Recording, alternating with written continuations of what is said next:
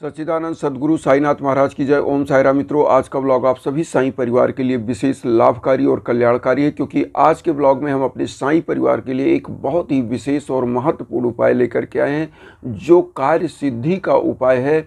और इस उपाय को तब करना चाहिए जब आप घर से बाहर किसी महत्वपूर्ण कार्य के लिए जा रहे हैं, या जिस कार्य को आप कर रहे हों उसमें आपको बार बार असफलताएं मिल रही हों और आपका उद्देश्य पूर्ण ना हो पा रहा हो।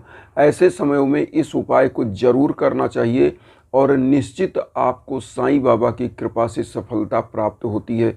इस उपाय को करने का जो तरीका है वह बहुत ही इजी उपाय है और सबसे कम पैसे का उपाय है, क्योंकि इस उपाय को करने मात्र से आपके हर कार्यों में आपको एक पॉजिटिव ऊर्जा के साथ आपको सफलता प्राप्त होती है।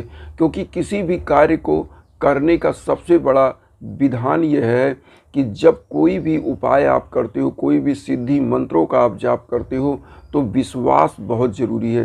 क्योंकि कहा गया कि विश्वासम फलत सर्वदा, विश्वास हमेशा फलदायी होता है। अगर आप पूरे मन और योग के साथ किसी भी चीज़ को करते हो तो निश्चित उसमें सफलता आपको प्राप्त होती है। इसी प्रकार से कार्य सिद्धि उपाय जो है ये भी आपको मनोयोग से करना चाहिए, क्योंकि जिस प्रकार से आप देखते हैं सूर्य अटल है, अपने एक पूर्व दिशा से निकलता है और डूबता है जाके पश्चिम में, तो होता क्या है कि सूर्य की जो रश्मियां हैं वो एक समय होता है कि अपने चरम पर होती है, लेकिन जब डूबने को होता है तो उसकी रश्मियां धीरे धीरे अपने आप को संकुचित करता है। तो किसी भी जीवन में आप देखेंगे हर्डल सबके जीवन में आता है। कभी बहुत अच्छा जीवन चलता है, कभी थोड़ा सा जीवन में कुछ नेगेटिव चीज़ें आती हैं, तो इससे घबराने की ज़रूरत नहीं है। ऐसे समयों में आपको उपाय करना चाहिए। उपाय क्या करना है, कैसे करना है, आइए हम आपको बताते हैं। सबसे पहले किसी भी बृहस्पतिवार को आप क्या करें, कार्य सिद्धि उपाय के लिए आप सबसे पहले नहा धो लें, और नहाने धोने के बाद किसी बृहस्पतिवार को इस उपाय को आपको स्टार्ट करना है।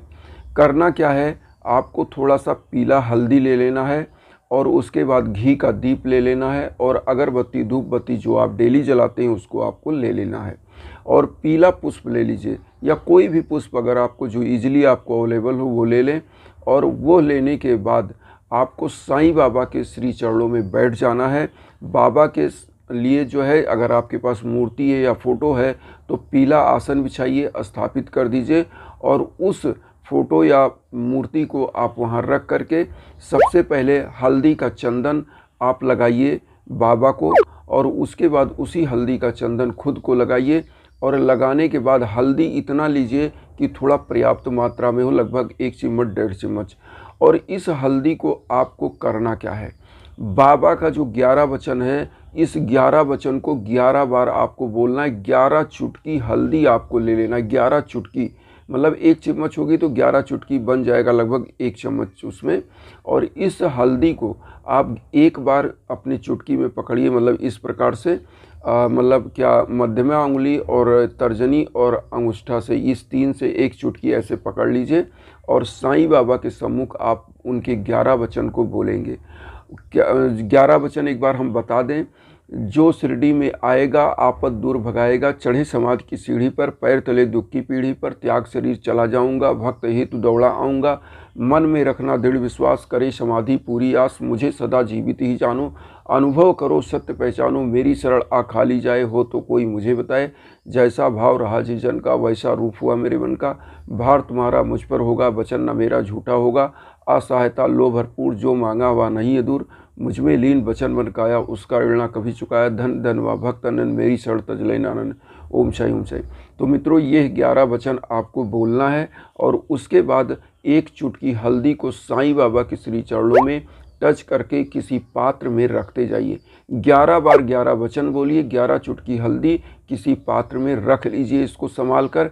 और जिस दिन आप किसी विशेष कार्य के लिए जा रहे हों उस दिन आपको करना क्या है, साईं बाबा के सम्मुख आप आइए, जहाँ भी आप विशेष कार्य के लिए जा रहे हैं, इसी हल्दी में थोड़ा सा चावल मिला लीजिए, और साईं बाबा की ऊदी, अगर शिरडी की ऊदी है तो अच्छी बात है, नहीं है तो जो अगरबत्ती धूप बत्ती जलाते हैं उसी का थोड़ा सा राख लीजिए हल्दी में मिला करके और इसी का चंदन कर लीजिए और चंदन करके आप घर से बाहर निकलिए और साईं बाबा का 11 वचन बोलते हुए घर से बाहर आप निकलेंगे। आप देखेंगे कि आपके कार्य में जो निगेटिविटी थी, जो आपको हर्डल आ रहे थे कार्य में, वह कार्य समाप्त होगा और ये हल्दी का चंदन आपको हर कार्यों में सफलता प्रदान करेगी।